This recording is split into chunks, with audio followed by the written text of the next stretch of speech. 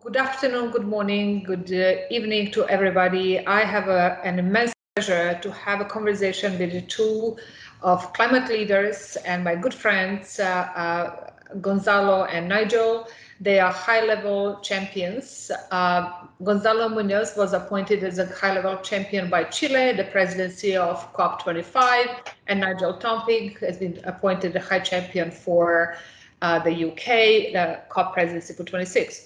So they both have a pleasure of having an extra year because we find ourselves in these very unusual circumstances. And I have to say, if there are few silver linings in this work, I think that has been my personal silver lining, working with both of you, because we both are very passionate. You are creative, and you have no fear in tackling big issues. So some of this we will discuss in this afternoon's dialogue. One of the things that you came up with was this race to zero, and we are part of this, as Irina is part of the race to zero momentum or effort in multiple ways.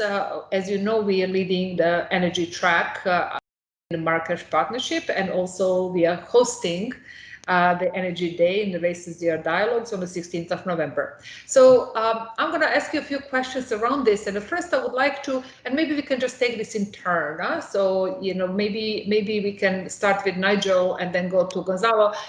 You both have this, passion for Race to Zero campaign. Can you explain to us what is the goal and how do you see the dialogues, upcoming dialogues feed into it?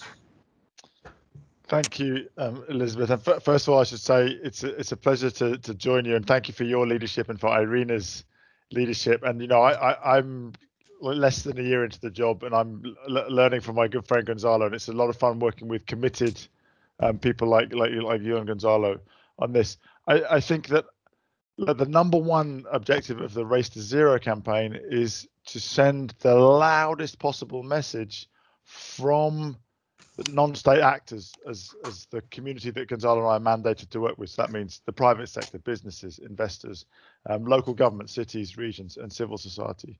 So to send the loudest possible message from non-state actors to state actors, so to the national governments who negotiated the Paris Agreement and are responsible for implementing it, that the whole of society is committing to zero. That we understand the science, that we know the sense of urgency, that's why we call it a race, and that individual businesses, investors, cities, schools, universities are committed to do their part and are asking everyone else to help them. So they're asking governments to help, their peers to help. So that I would say is the overarching objective of the Race to Zero campaign. And then, of course, we come to the dialogues. Maybe I'll ask Gonzalo to explain what we're trying to achieve with the dialogues. Awesome, thank you. And yes, just seconding your words, both of you. It's not only great to work with committed people, but also good friends in like somehow carrying the same courage on knowing, recognizing that we are living a crisis, that we need to mobilize ourselves with our biggest effort towards the changes that we require.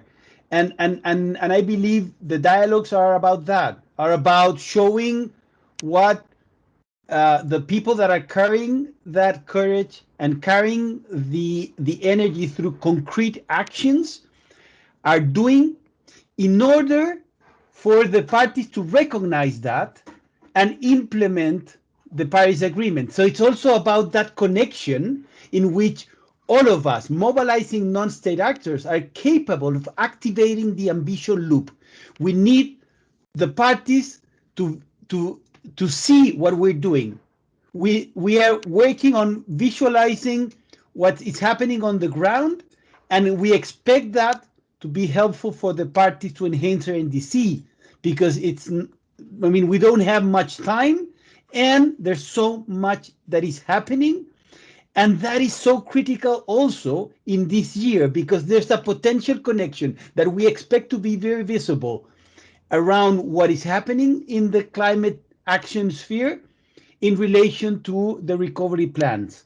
we expect also the countries to understand that there's no excuse why not to take this into consideration, but also there's a big unity in relation to what we are mobilizing between the non-state actors for them to consider that in the recovery plans to build back better, that this unprecedented crisis shows an unprecedented opportunity. And I would say probably if we think about that, the renewable energy sector is the front runner in that aspect. Thank you, Gonzalo. And indeed, this year has been a test for all of us, and it's a good opportunity to rethink what is possible, what we can do. And what I really like on our climate action group, I like that there is so much positive energy, and you see that you're not alone. And I think that togetherness and that movement around the campaign is really, really inspiring. And now I have to reflect a little bit on last year when Gonzalo was without Nigel, and he came up with this climate action pathway. And when the first time shared the idea, I just kind of nodded my head. I was like, yeah, that will never happen. And but we did come up with the climate action pathway for each of the sectors, including energy, which was developed by Marrakesh Partnership Group. And that these pathways are cross-sectoral, multi-stakeholder documents in pursuit of the 1.2 degree objective. So I thought it was all settled, but then Nigel came along, and then you had a double one. So now the pathways are a lot bigger in scope, in detail, in the scientific scrutiny. And I want to ask both of you, maybe start with Gonzalo this time. Why do you think this is important? Why do you think it's important to have these pathways? So the first thing that I think is important from the pathways is the number. It's positioning the 1.5 in the center because we're sending a political message to the world and to the parties in a formal way that we can work with them, impact their work positively, understanding that we don't have the constraints that the parties have in order to the decisions. We can just ask everybody that wants to be part of, in this case, following what science is telling us to do. So as you might have remembered, like the idea of positioning the pathways with the 1.5 degrees as a main target was very well received by the parties, and that is sending a very concrete message that when it comes to non-state actors, we are working on alignment with the science, and there's so much to be done there, and there's so much happening. At the end, as I said, when we have to send the right message on the ambition loop, but it's also about the metrics, right? It's also about how do we send the message on the evidence that is happening around non-state actors in order to change the trajectory, because that is what citizens of the world are expecting the process to deliver. We need to show how much we're changing the trajectory, and I think that we have a fantastic milestone in front of us with the November dialogues that will set the right conversation to enter 2021 in order to speed up all of our work in order to change the trajectory as much as possible and show in Glasgow that what we have done in the sense of listening to the citizens of the world of what needs to be done. I mean, just a couple of things to add on that. I think the phrase you used, Elizabeth, like showing what is possible, it's so crucial, right? And this sort of collective action, the whole idea of the Marrakesh Partnership is it's like there's well over 100 organizations, and we know that climate change is a collective action problem, and more we're realizing that if we can come together around what I would call a normative pathway, and remember, there are now, but they're the wrong ones, right?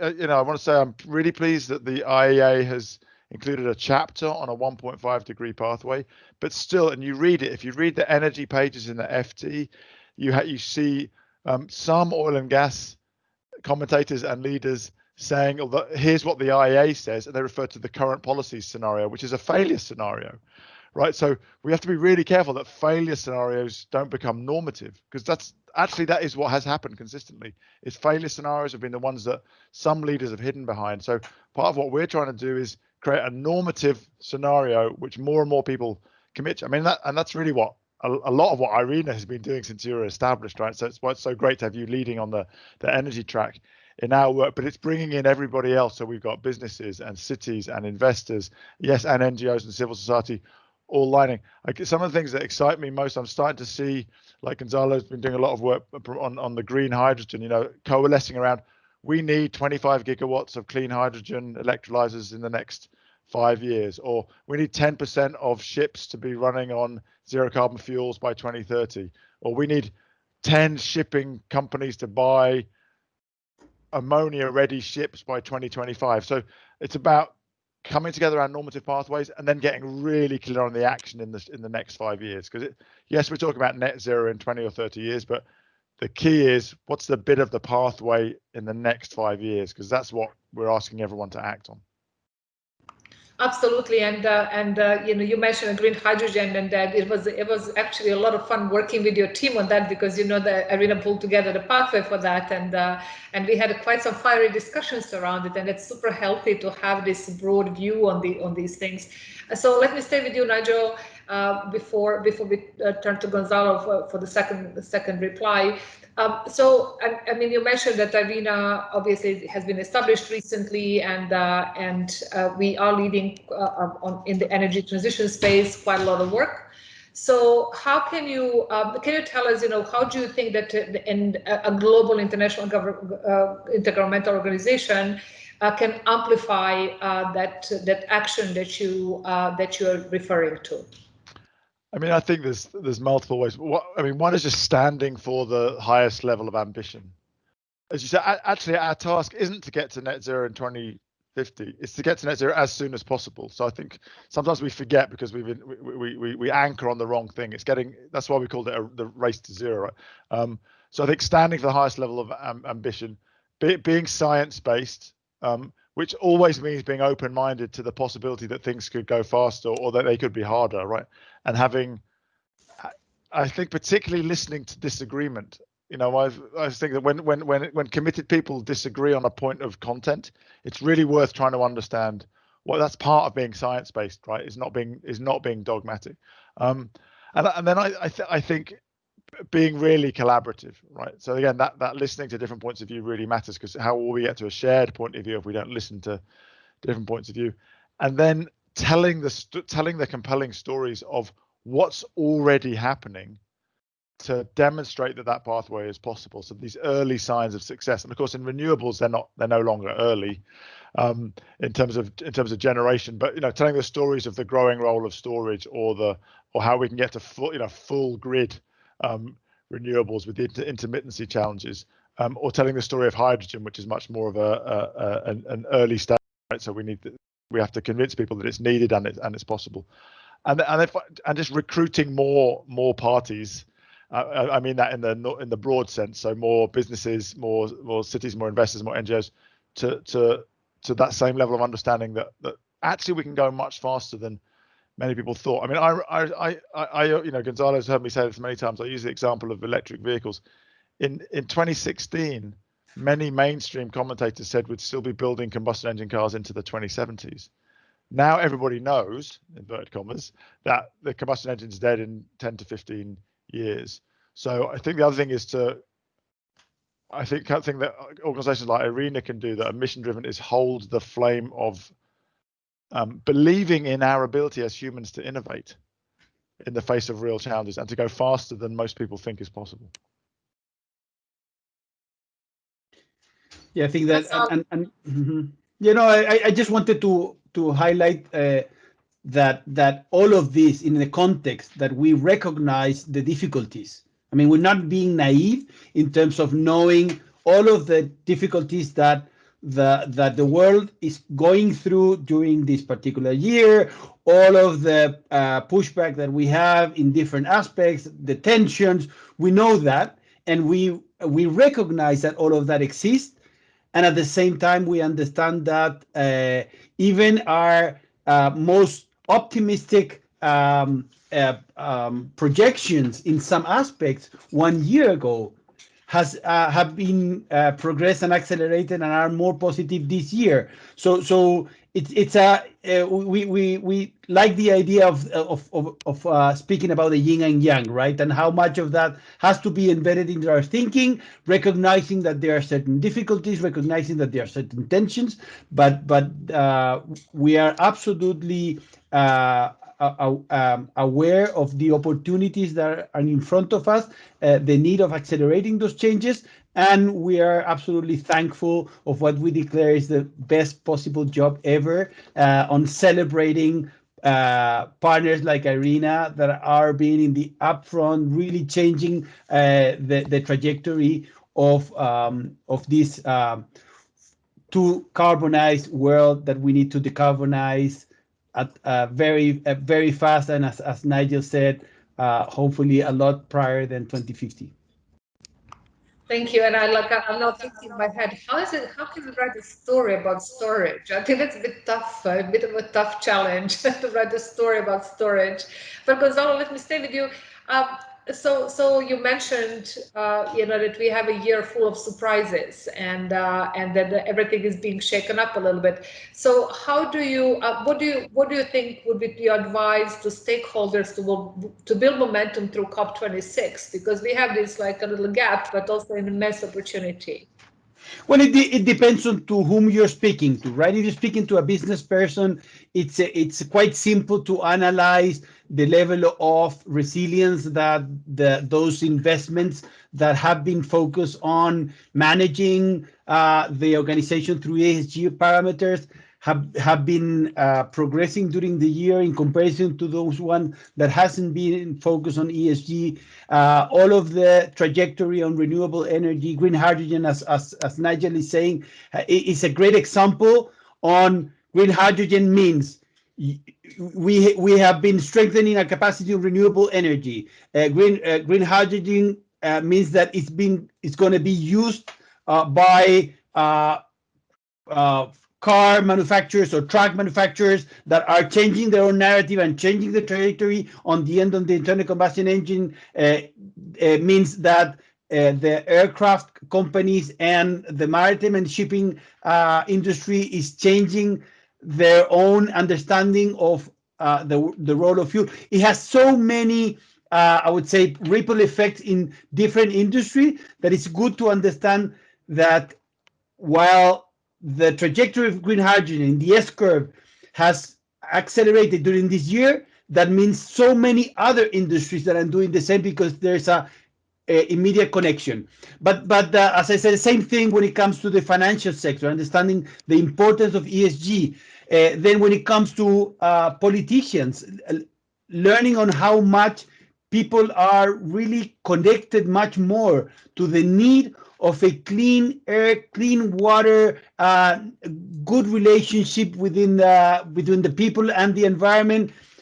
All of that learnings during this year has been so important. How do we understand the importance of not only transporting cleaner, but transporting less?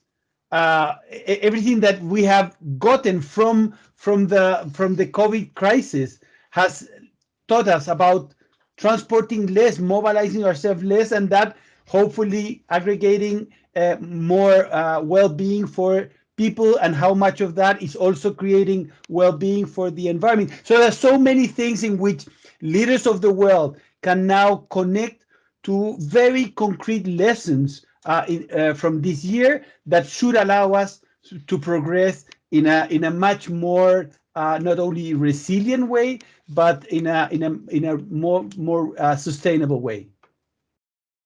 I mean, I would just add that in terms of advice, that I think it's really clear now that the zero carbon economy is inevitable. I mean, it's so clear. The science is irrefutable. It's getting worse before our eyes in terms of the Arctic melting, Bangladesh drowning, California burning. That's my ABC, right? You can go through the whole alphabet now. And we'll have more IPCC reports next year, which will show that the risk that they assess of 1.5 degrees has gone up. So we're going to get to zero because the science requires it, because the macroeconomics requires it, because citizens are frightened and angry increasingly. We've got millions. As soon as they're allowed back on the streets, we'll have millions of young people striking again. And because the technology story is really exciting, because we're amazingly innovative. You know, I keep saying this is what engineers exist for. Give them a difficult problem. Make something cheaper, smaller, faster, lighter, less energy, more efficient, different fuel. And it's inevitable, and it will happen. Gonzalo referred to the S-curve. Every single industrial transformation happens exponentially. And that means that if you're not on that curve, you're going to die. I mean, you're going to lose the next election because you've backed the wrong industries. You're going to lose market share. You're going to lose your job. If you're a young person now, no young person is going to choose to go into an oil and gas company unless they're transitioning to become an integrated energy company, as BP are now calling them, unless they're really seriously investing in the future technology. So it's inevitable. It'll go exponential, and you cannot chase an exponential curve. So you need to get on the curve, and you're running out of time, or you may. I mean, if you're a vehicle manufacturer now, Europe's just got to 15% electric vehicles. There are some companies who just don't have the products on the market to catch that wave, and they may never catch up. And if I may, I would say another element that is important. I mean, there's no trade-off. The idea of you have to choose between being profitable or greener or social and win the election, or I mean, those trade-offs no longer exist. We can and we must chew gum and walk at the same time. And that is something that is, as Nigel said, absolutely clear. And I would say, if you're not understanding that, you're probably part of the problem. And I would say feel uncomfortable being part of the problem, and recognizing that maybe you're not the right leader to keep moving your organization forward. That is a very clear message. So let me go back to Nigel just for the last round of our discussion. So Nigel, COP26, 12 months down the road, what is your ideal outcome? Yeah, I think of this as sort of, Gonzalo talked about the ambition loop. You know, we talk about government. So I think of this as the ambition loop of the intergovernmental process. The multilateral negotiation is one level. The national plans, the NDCs, is another, and then the non-state actors, which we're all working with the Marrakesh partnership with you. So I think, for me, the ideal outcomes for COP are at the first level, the multilateral process, that we have a resolution of the remaining negotiated items in the Paris rulebook, but most importantly, through a well-managed, inclusive, respectful process. Because that's, you know, we know that if that process doesn't work, then it breaks down, trust breaks down, and that's, you know, the multilateral system with this consensus. So you know, a well-run, respectful, inclusive process that delivers hopefully good outcomes. But I think a good process is as important as the outcomes, because in many cases. Secondly, that we see a big increase in national ambition, and we've got now the real benefit of, you know, we've got the UK and the EU. We know will make their new commitments by the end of this year, and that's looking really strong. The 12th of December now, with the Secretary General and the French and the UK, and the Chilean presidency, and then I think and the UN system throwing their weight behind it. But of course, we've got the Chinese now committing to being net zero before 2060, and they always overpromise. So they always underpromise and overdeliver. So when they say, actually, that's a slip of the tongue. I noticed earlier you said 1.2 degrees, Elizabeth. I thought maybe you were trying to raise the bar again. I was like, wow. So I think you know, lots of countries coming forward on the 12th of December would be great, but I think there's still another year then to keep ratcheting some of those who've already come forward with plans. And then the third thing, and this is what we're working on with you and all the other Marrakesh partners, is to get to Glasgow with a very strong evidence that in sector after sector, we've reached the tipping point of momentum, that we have, you know, the major players committing to zero. We know what the tracks are. People are taking the actions. They're changing the policies. And actually in Glasgow to have then those conversations. So these race to zero dialogues that we're working with you and other partners on next month, in a way, we want to have more and more of those conversations where we bring in a transport minister and a car CEO and a mayor and a health expert together to discuss and agree that what the next steps are that we need to take in that sector, and we can do that sector after sector. So we also, I think, want to see, and we'll play our part in that with you, a much more of a focus on action in Glasgow. And I know I was fortunate in a little break in COVID quarantine rules in the UK to be able to go to Glasgow a couple of weeks ago, and the people of Glasgow and the businesses of Scotland and the city of Glasgow are really excited about hosting an event which is all about action. And I think that's something that I would really like the legacy of COP26 and my time working with Gonzalo and you to be is that the COP process has become one that's really focused on implementation. Thank you. Thank you very much. And Gonzalo, what about you? Well, I would add to everything that my friend Nigel said, that we have a commitment in terms of increasing the numbers of the members of the Race to Zero or the Climate Ambition Alliance when it comes to the non-state actors 10 times at least. And I would say we have to get to Glasgow with that commitment fulfilled. That's one thing that will be a metric, a concrete metric on success in Glasgow. The second one is like we will have to be able to show to the world, at least then it comes to my case, but surely something that Nigel will continue afterwards, is how the world was in terms of trajectory 1 year ago or 1.5 years ago, and how it is in Glasgow, and explain in a very concrete way to the citizens of the world how we're changing the trajectory. In our case, when it comes to the non-state actors doing their job, right? And that should be very visible as a way to express people that we're not just gathering in Glasgow or just discussing, we're changing the trajectory. That's what people expect from us. And the third one, a third metric that I would like to add is making this climate action agenda,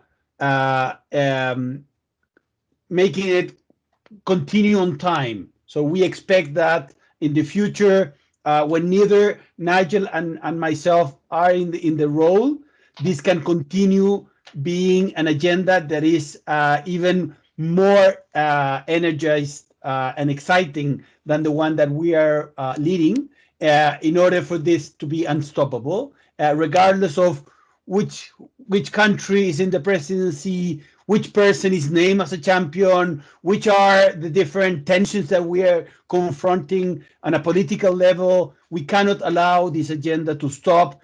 The opposite, this just has to increase over time. Thank you very much, both of you. Whenever I speak to you, I feel energized, and I feel like I need to get out and do something. So I really look forward to working with you for the next 12 months on the Race to Zero. You can count on us, as always, to be the champions along your side, supporting you by transforming the energy system. I thank you very much. Thanks so much.